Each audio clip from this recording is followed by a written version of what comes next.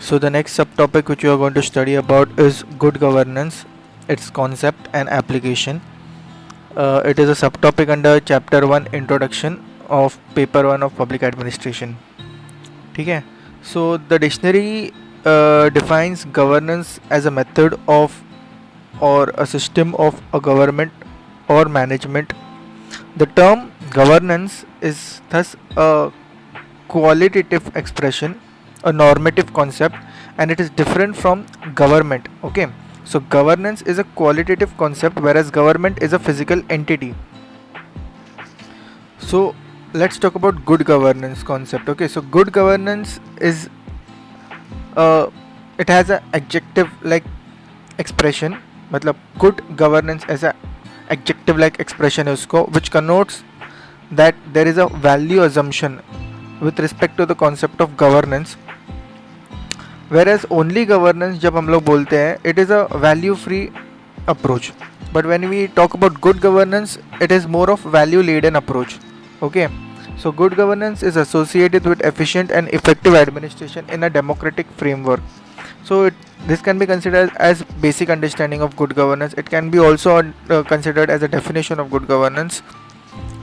It is also related to the capacity of the political and administrative system to cope up with the emerging challenges of the society. It refers to the adoption of new values of governance to establish a greater efficiency, legitimacy, and credibility of the governance system. Good governance is thus a function of installation of positive virtues and values of administration and elimination of vices or negative connotations of the administration concept. देखो, a credible and a legitimate administrative system is more citizen friendly, value caring, and people sharing, and more participatory, and this is basic understanding of good governance का concept. ठीक है. So the World Bank guidelines are more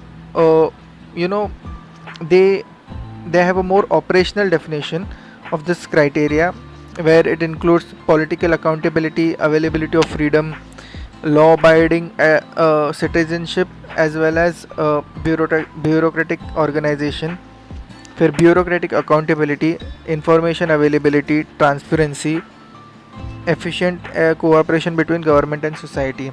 So ये world Bank का consideration है, and it is more into operational side of the governance concept, whereas good governance concept is, as we have discussed, is more value oriented. आप उसके सामने कितने भी positive values लगाओ governance के आगे, एंड इट एक्चुअली फॉर्म्स और it comes under the concept of good governance. देखो, मिस गवर्नेंस एक चीज़ है. Misgovernance is found in various areas of government in all type of countries. ठीक है. And the concept of good governance is actually a concept against the concept of misgovernance. देखो, actually good governance खुद में एक concept नहीं है. Good governance is actually filling up the loopholes which are caused by misgovernance. मतलब जहाँ जहाँ miss governance हो रहा है वहाँ पे गवर्नेंस अच्छी तरीके से कैसा हो, ये है कॉन्सेप्ट गुड गवर्नेंस का. ठीक है. The concept of good governance is not really new. देखो, Kautilya in his treatise of Arthashastra also elaborated the traits of a good governed state. मतलब when he had said that in the happiness of his subject lies the happiness of the king, and in the welfare of his subjects lies the welfare of the king. ठीक है. Also Mahatma Gandhi had given the concept of Suraj. ठीक है. अभी good governance को if you have to understand कुछ 6-7 चीज़ें हैं which words और terms which are related to good governance. मतलब जब ये टर्म्स आएंगे they are basically related to good governance. इसमें क्या क्या आता है, you can form a diagram and then show this terms around good governance word और कॉन्सेप्ट. एक तो है अकाउंटेबिलिटी, फिर ट्रांसपेरेंसी, फिर रिस्पॉन्सिव गवर्नमेंट, फिर equitable and inclusive government, efficient and effective government, फिर है following the rule of law government, participatory government, consensus oriented decision making government. ठीक है, तो good governance aims at providing an environment in which all citizens irrespective of class, caste and gender can develop to the full potential. अभी ये जो concept है good governance का, it is also mentioned and in the second ARC report. अलग अलग ARC reports है which we are going to study, अलग अलग ARC रिपोर्ट का अलग अलग वीडियो बनेगा and we'll understand more in depth of how the application or understanding of governance is happening in our country, जो ARC का recommendation भी है, and it will add as supplementary material to the concept of study of good governance. ठीक है, so there are 4 pillars of edifice of good governance. These are ethos. to ethos पहले आता है, मतलब क्या, सर्विस टू सिटीजन। फिर ethics, उसमें क्या आता है, ऑनेस्टी, इंटीग्रिटी, ट्रांसपेरेंसी। फिर आता है इक्विटी, मतलब treating all the citizens alike and with empathy for weaker section. And fourth है एफिशिएंसी, मतलब speedy and effective delivery of services. हाँ, तो ये इस बेसिस पर गुड गवर्नेंस के कॉन्सेप्ट को डेवलप किया जाता है। देखो, the term good governance is however it is just a term with respect to governance, but it comprehends both the process as well as the procedures in the governance. अभी 2 चीज़ें हैं, world bank के एक दो documents है जहाँ से ये कॉन्सेप्ट को ज़्यादा फोकस मिला इन अबाउट 90s। मतलब देखो, एक तो पहला है वर्ल्ड बैंक डॉक्यूमेंट ऑन सब सहारन अफ्रीका, वो इन 1989। The concept of governance was first time highlighted in the World Bank document of Sub-Saharan Africa. By good governance, it was meant that at that time, it meant sound development, management and administration. So it gave 4 key dimensions. उसमें क्या क्या आता है, public sector management, accountability, legal framework, information and technology and transparency. World Bank का ये जो document था, it actually first time spoke about कि गवर्नेंस को किस तरीके से बढ़ाया जा सकता है इन द कमिंग डेकेड, और वहाँ पे ये सारे कॉन्सेप्ट के बारे में बात हुआ था, और वहाँ से फिर उसी चीज़ को फिर आगे जाके डेवलप हुआ गुड गवर्नेंस के ब्रॉडर कॉन्सेप्ट में उसको शामिल किया गया। ठीक है, फिर वर्ल्ड बैंक का जो डॉक्यूमेंट था, next document entitled governance and development in 1992। ठीक है, पहला वाला 1989 में आया था एंड दूसरा 1992 में, which is governance and development document. It puts governance, it has the concept of governance in a way that governance is defined as a manner in which power is exercised in the management of country's economic and social resources for development. ठीक है, and good governance is central to creating a sustainable environment which fosters strong and equitable development of everyone, and it is essential component for a sound economic policy as well.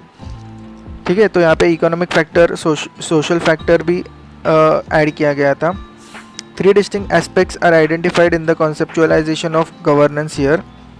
एक तो है the form of political regime, मतलब parliamentary है या presidential है या military type है या सिविलियन है या अथॉरिटेरियन है या डेमोक्रेटिक है। So the type of political regime affects the type of governance. फिर है the process by which the authority exercised in the management of countries economic and social resources. ठीक है, द अथॉरिटी कैसा है, decentralised है, delegated है, centralised है सारा, उस पर भी गवर्नेंस का एफिशिएंसी, इफेक्टिवनेस अफेक्ट होता है। फिर है the capacity of government to design, formulate and implement policies and in general to discharge government functions. ठीक है, तो जो एफिशिएंसी है गवर्नमेंट का पॉलिसी फॉर्मुलेशन का, वो भी अफेक्ट करता है in the total concept of good governance eventually. अभी 7S मॉडल क्या है, it was given by Richard Pascale and Tom Peters and Robert Waterman to measure the quality of organisational performance. ठीक है, तो ये जो कॉन्सेप्ट था 7S का, ये पहले तो एक्चुअली ऑर्गेनाइजेशनल परफॉर्मेंस में आया था, बट यही कॉन्सेप्ट को आगे जाके गवर्नमेंट के गवर्नेंस के एवेल्युएशन में भी यूज़ किया गया था। अभी 7S में कौन सी चीज़ें आती है, इट हैज़ 7 डायमेंशन। एक तो है strategy, structure, systems, style, shared values, skills and staff. तो ये सारी चीज़ों पर काम करना चाहिए, ऐसा ये कॉन्सेप्ट था, in order to understand the evaluation as well as at the policy level, in order to develop an efficient good governance for the country. The World Bank has identified number of aspects of good governance which have assumed significance for developed as well as developing countries. ठीक है, एक तो इसमें क्या है, देखो, political accountability including the acceptability of political system by the people and regular elections to legitimize the exercise of political power. So ये कितना क्लियर कॉन्सेप्ट है, देखो कि लोगों का लेजिटिमेसी, जो पॉलिटिकल पावर का legitimacy depends on the opinion of the people. ठीक है, तो वो जितना लेजिटिमेसी ज़्यादा होगा उतना गवर्नेंस या गुड गवर्नेंस के कॉन्सेप्ट को हेल्प मिलेगा. फिर है freedom of association and participation by various religious, social, economic, cultural and professional groups in the process of governance. ये मतलब पार्टिसिपेटरी गवर्नेंस होना चाहिए, उसका कॉन्सेप्ट था. फिर है an establishment of a legal framework based on the rule of law and independence of judiciary to protect the human rights, secure social justice and guard against exploitation and abuse of power. ठीक है, मतलब rule of law के बारे में बात किया गया है. फिर है bureaucratic accountability to ensure the system to monitor and control the performance of government offices and officials in relation to the quality of service, efficiency of service and abuse of discretionary power. मतलब regulation होना चाहिए bureaucracy पर. The related determinants include openness and transparency and accountability of administration also. ये सारी चीज़ें जो bureaucratic structure है उस पर कितना ज़्यादा एफिशिएंट है या फिर अकाउंटेबल है या ट्रांसपेरेंट है, या कितना उस पर मतलब उसका कांस्टेंट मॉनिटरिंग होना चाहिए to make it more and more democratic in a way in order to achieve the concept of good governance. फिर है freedom of information needed for formulation of public policies, decision making, monitoring and evaluation of government performance. जो public policy है उसको जो बनाते हैं top down approach हमेशा use किया जाता है. देखो, इन डेवलपिंग कंट्रीज़ जितना सेंट्रल एक चीज़ सेंट्रलाइजेशन जब ज़्यादा होता है तो टॉप डाउन अप्रोच होता है. तो गुड गवर्नेंस के कॉन्सेप्ट में क्या बताया गया है कि जब पॉलिसी फॉर्मुलेशन होता है एक तो ऊपर से होता है, तब वहाँ पे अच्छे से सर्वे किया जाना चाहिए, अच्छा एनालिसिस और स्टडी किया जाना चाहिए. तो उसके बाद जो डिसीजन मेकिंग होता है पॉलिसी फॉर्मुलेशन में वो ज़्यादा एफिशिएंट होता है, ज़्यादा टारगेटेड होता है. Otherwise if you don't do all this तो गवर्नेंस डिफ़िकल्ट बन जाता है. ठीक है, so for good governance you need more targeted policy approaches और पब्लिक पॉलिसी बहुत एफिशिएंट होना चाहिए, तो उस पर काम किया जाना चाहिए. फिर sound administrative system leading to efficiency and effectiveness. In turn it means value for the money and the cost effectiveness. तो जितना स्पेंडिंग हो रहा है एडमिनिस्ट्रेटिव सिस्टम पे वो बहुत एफिशिएंट होना चाहिए, वेस्टेज ऑफ रिसोर्सेज कम होनी चाहिए. फिर है cooperation between government and civil society organizations and citizens of various organizations and various organizations. तो ये भी कोऑपरेशन प्रिंसिपल पे है.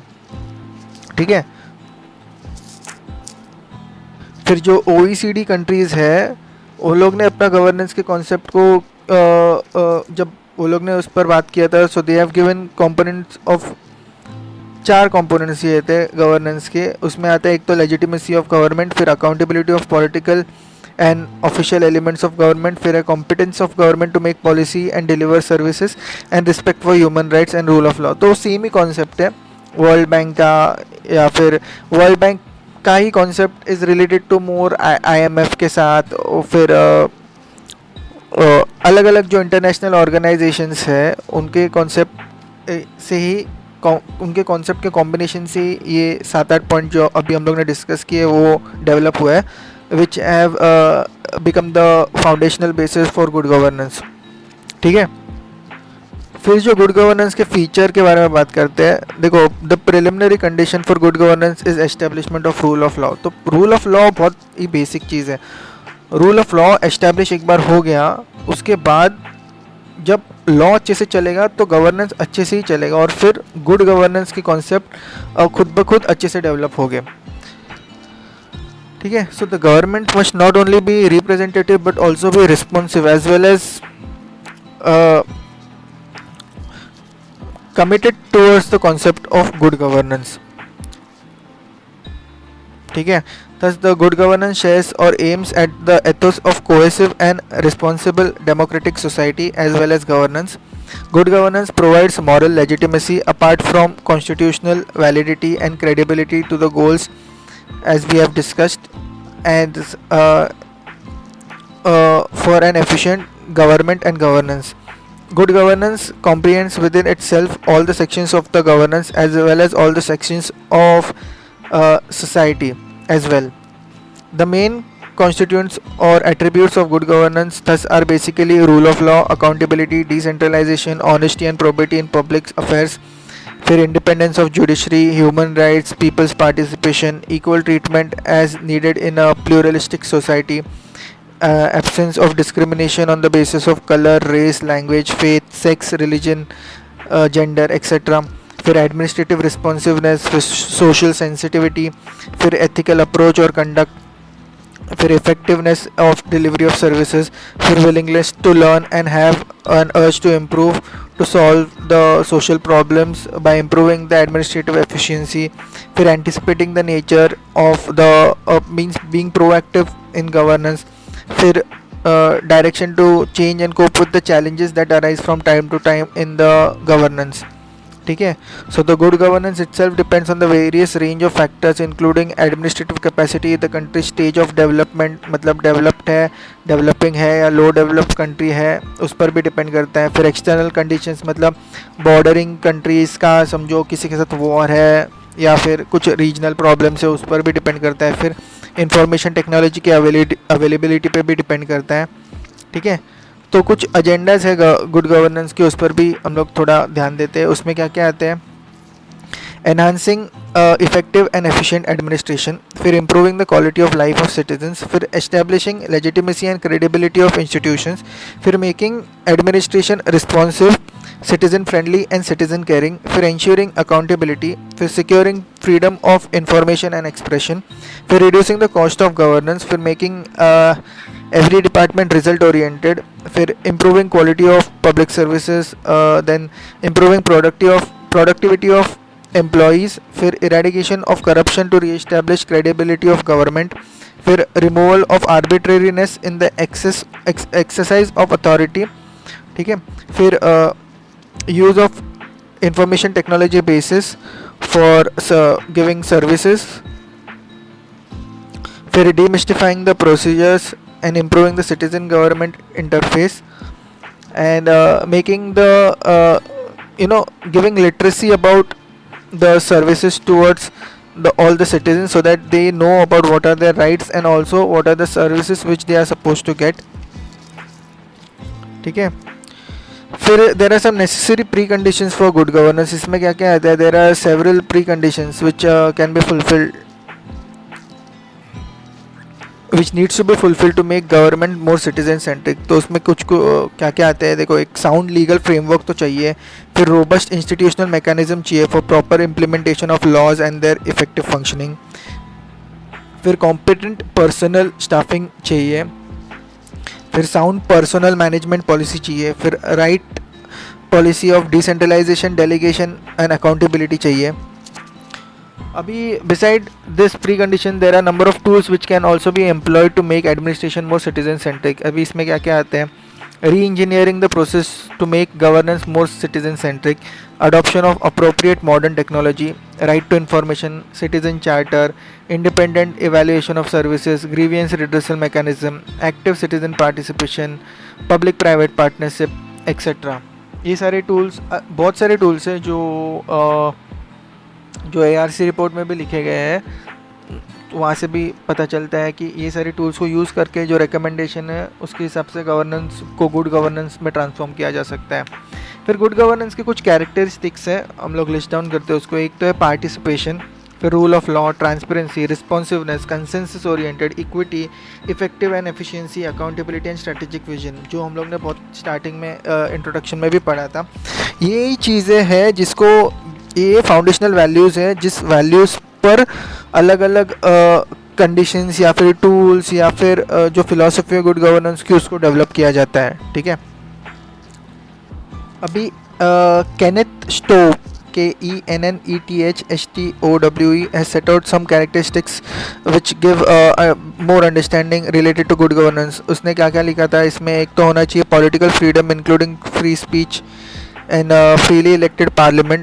फिर है constitutional and judicial protection of rights of individual. फिर है sustenance of rule of law by independent judiciary. फिर है sustenance of economic and social development with sound economic and social policy. फिर है development of society as a whole through education. फिर है executive accountability to freely to the elected legislature shall be determined. ठीक है, तो अभी good governance के concept में कुछ इम्पोर्टेंट स्कॉलर्स कौन कौन डुन है, DUNN, केनेथ स्टो है एंड जेफरिस है. ठीक है, और ये जो कॉन्सेप्ट के बारे में हम लोग ने बात की, इतने सारे जो फीचर्स के बारे में बात किए, देखो वर्ल्ड बैंक, OECD, IMF, ये सारे UN, ये सारे इंटरनेशनल ऑर्गेनाइजेशन ने भी यही फाउंडेशनल वैल्यूज़ के बारे में बात किया है, और अभी भी वो लोग वही चीज़ों के बारे में बात करते हैं. वहाँ पे समिट्स वगैरह होते हैं एंड वो समिट से नए नए कॉन्सेप्ट और डेवलप होते हैं एंड फिर वो गुड गवर्नेंस की स्टडी में बढ़ते जाते हैं. ठीक है, अभी इसमें थोड़ा क्रिटिकल ओरिएंटेशन समझो. क्रिटिक्स क्या है इसका गुड गवर्नेंस का, कि देखो there were some genuine operational difficulties in translating the concept of good governance in actual practice. In this regard, Bob Curry, CURI, had commented that governance is not a binary variable and can't be defined in terms of on or off or present or absent criteria. Governance is very much like a democracy and is subjective and variable and qualitative in nature. Thus, it can't be measured or quantified in a particular manner. As a result, number of decisions are usually influenced by various prejudices in the absence of clarity.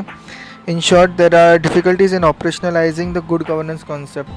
अलग अलग countries का governance का concept उनके philosophy के हिसाब से होता है.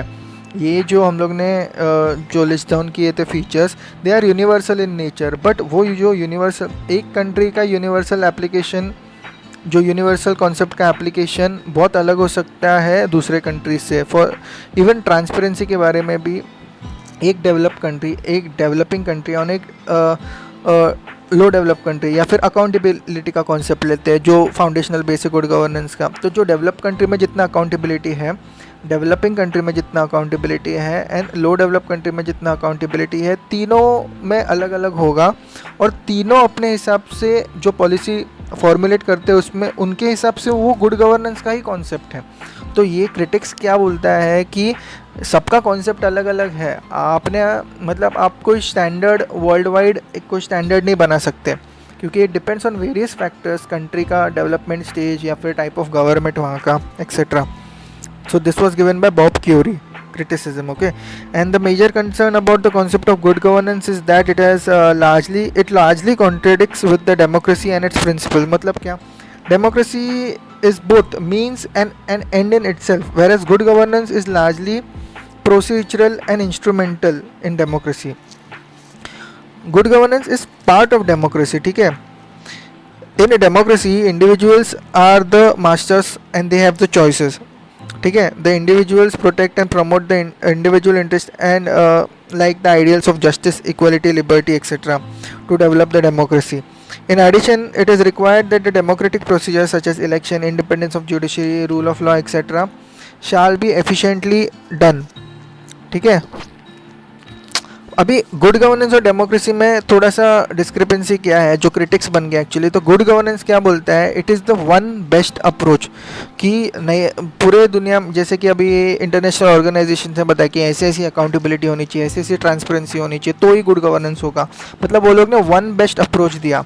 और डेमोक्रेसी क्या बोलती है, there shall be consensus building, there shall be negotiation, discussions, deliberation about which type of method we are going to use. ठीक है, ठीक है.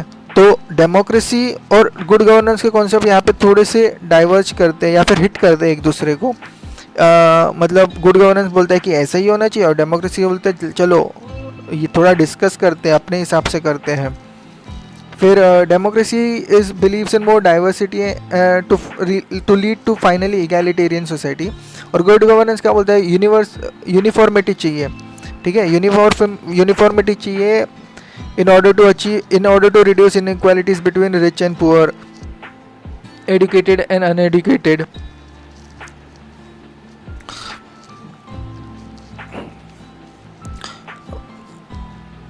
मतलब डेमोक्रेसी में डाइवर्सिटी को ज़्यादा इम्पोर्टेंस दिया जाता है और गुड गवर्नेंस में यूनिफॉर्मिटी को ज़्यादा इम्पोर्टेंस दिया जाता है।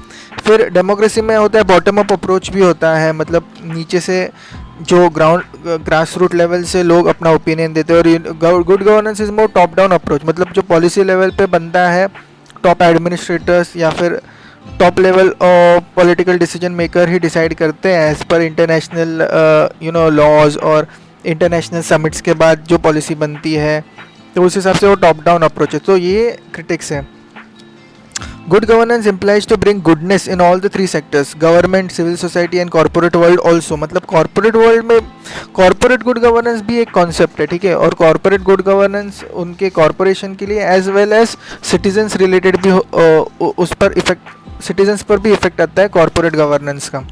तो हर जगह पे गुड गवर्नेंस के कॉन्सेप्ट लगाए जाने चाहिए फॉर एन इफेक्टिव सोसाइटी। सिर्फ स्टेट से ही आना नहीं चाहिए, वो सिटीजन से भी आना चाहिए और प्राइवेट सेक्टर से भी आना चाहिए। अभी the success of any administrative system depends on the vigilance of the citizen, ठीक है, तो सिटीजन्स भी प्रोएक्टिव होने चाहिए एंड फीडबैक मैकेनिज्म स्ट्रॉन्ग होना चाहिए और वो खुद अपने ओपिनियन देने चाहिए how to develop the good governance concept. और उसमें अगर कोई लूप होल आ रहा है तो वो क्रिटिक्स बन जाता है गुड गवर्नेंस कॉन्सेप्ट का। अभी व्हाट आर द बैरियर्स, मतलब जो इम्पेडिमेंट्स आते हैं इन गुड गवर्नेंस, उसमें the second administrative reform commission in this report entitled citizen centric administration the heart of governance in 2009 had identified 5 barriers of good governance in India. इसमें क्या क्या आता है, एक तो attitudinal problem of civil servants,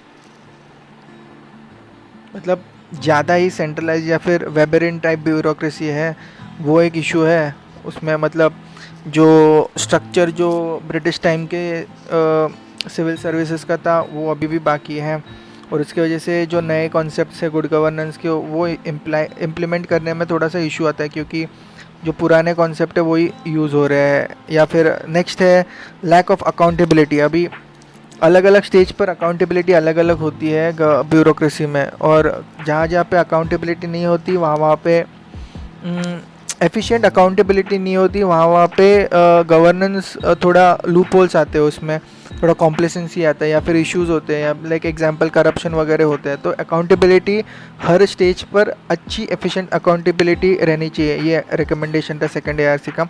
फिर है इम्पोर्टेंट रेड टेपिज्म का कॉन्सेप्ट। अभी red tapism bureaucracy Indian context में अगर जब बात करते हैं तो बहुत ज़्यादा इशू रेड टेपिज्म का है। मतलब एक जो चीज़ मतलब बहुत ज़्यादा रूल्स एंड रेगुलेशन में से एक चीज़ जब जाती है तो उसको बहुत टाइम लगता है और इसकी वजह से बहुत सारे प्रोजेक्ट्स डिले होते हैं और उसमें एफिशिएंसी वो जो प्रोसीजर की बहुत कम हो जाती है। फिर उसमें इश्यूज आते हैं करप्शन के, वेस्टेड इंटरेस्ट के वगैरह। तो ये रेड टेपिज्म का कॉन्सेप्ट है, वो एक बैरियर है गुड गवर्नेंस का, ठीक है। तो अभी क्या क्या हो गया, attitudinal problem in civil services, फिर lack of accountability, red tapism, and दूसरा है और एक है कि low level of awareness of rights and duties of the citizen. देखो सिटीजन्स के राइट्स भी है एज वेल एज सिटीजन्स की ड्यूटी भी है, और जब दोनों बैलेंस हो गए तब गुड गवर्नेंस होगा। एक कोई कम होगा, एक कोई ज़्यादा हो जाएगा या फिर नहीं होगा तो इम्पेडिमेंट बन जाता है गुड गवर्नेंस में। फिर है ineffective implementation of laws, rules and law. मतलब जो रूल ऑफ लॉ है, कुछ एरियाज़ में, कुछ एरियाज़ डेवलप्ड है वहाँ पे रूल ऑफ लॉ अच्छा है, पर कुछ एरियाज़ में रूल ऑफ लॉ अभी भी इम्प्लीमेंट करने में बहुत चीज़ें आती है। जैसे कि कुछ एरियाज़ अभी भी गैंगस्टर के अड्डे हैं या फिर कुछ एरियाज़ में अभी भी कुछ सेक्टर्स में लॉ अच्छे से इम्प्लीमेंट नहीं हो रहा, तो वो सब इम्पेडिमेंट बन जाता है to achieve the goal of efficient good governance. फिर ई गवर्नेंस का कॉन्सेप्ट भी है, बट उसका अलग से एक ARC रिपोर्ट ही है, उसमें ही पढ़ लेंगे, बड़ा कॉन्सेप्ट है वो। फिर कुछ गुड गवर्नेंस को प्रमोट करने के लिए कुछ चीज़ें की गई है, जैसे कि financial assistance to states and UTs for professional documentation of good governance practices. मतलब जितना ज़्यादा गुड गवर्नेंस प्रैक्टिसेस वहाँ पे डेवलप किए जाते हैं तो उनको फाइनेंशियल इंसेंटिव्स भी दिए जा सकते हैं।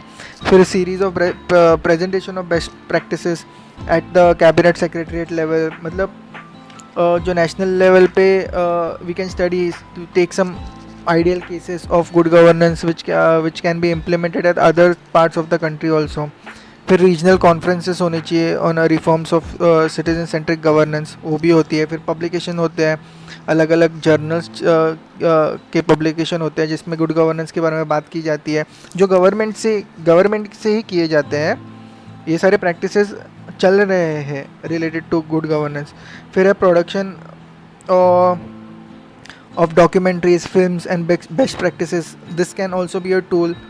फिर है गवर्नेंस नॉलेज सेंटर बनाए जा सकते हैं, मतलब department of administrative reforms and public grievances जो है they have the website, they do the publication, they can make videos, they can make films related to it, and they can share it so that people understand the concept of good governance as well as administrators understand it, and that can be implemented more. फिर है publication, जैसे as I said quarterly journals वगैरह होते हैं department of administrative reforms and public grievances का, to bring out the best management practices और administration practices in the year. फिर है publication of civil services news, monthly newsletter. फिर जो है अवार्ड्स होते हैं सिविल सर्वेंट्स को for best practices.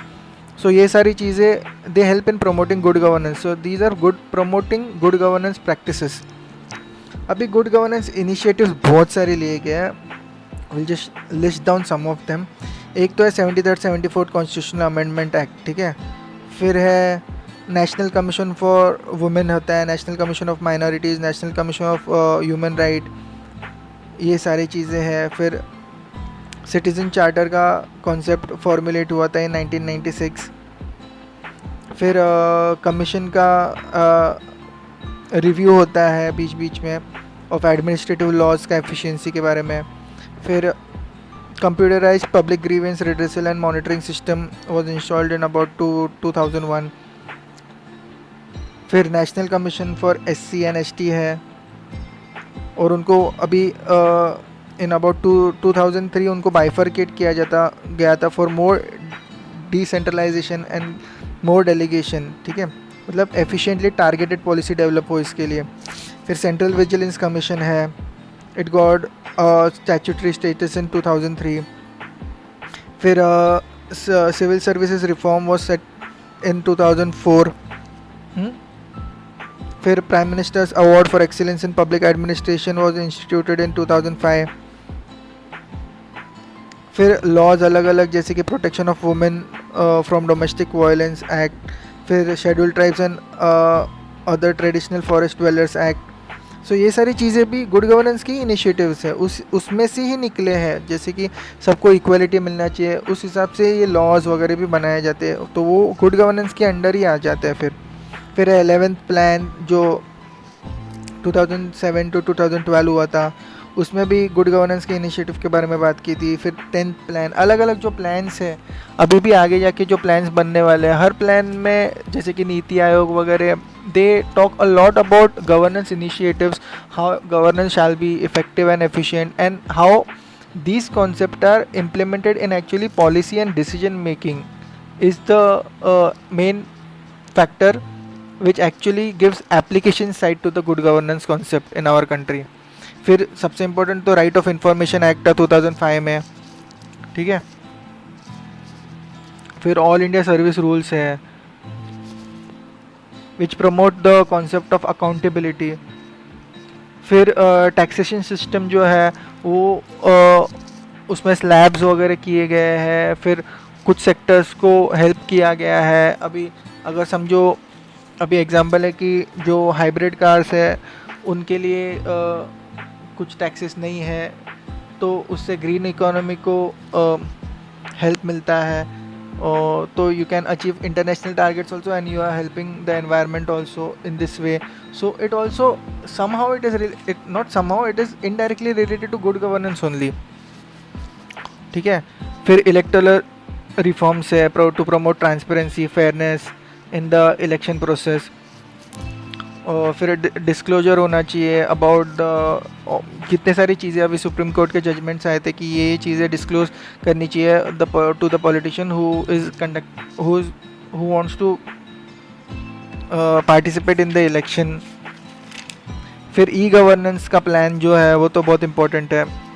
E governance अभी हर जगह पे यूज़ किया जा रहा है to improve the delivery of services, हाँ, एंड डिजिटाइजेशन ऑफ इंफॉर्मेशन हो रहा है, ठीक है।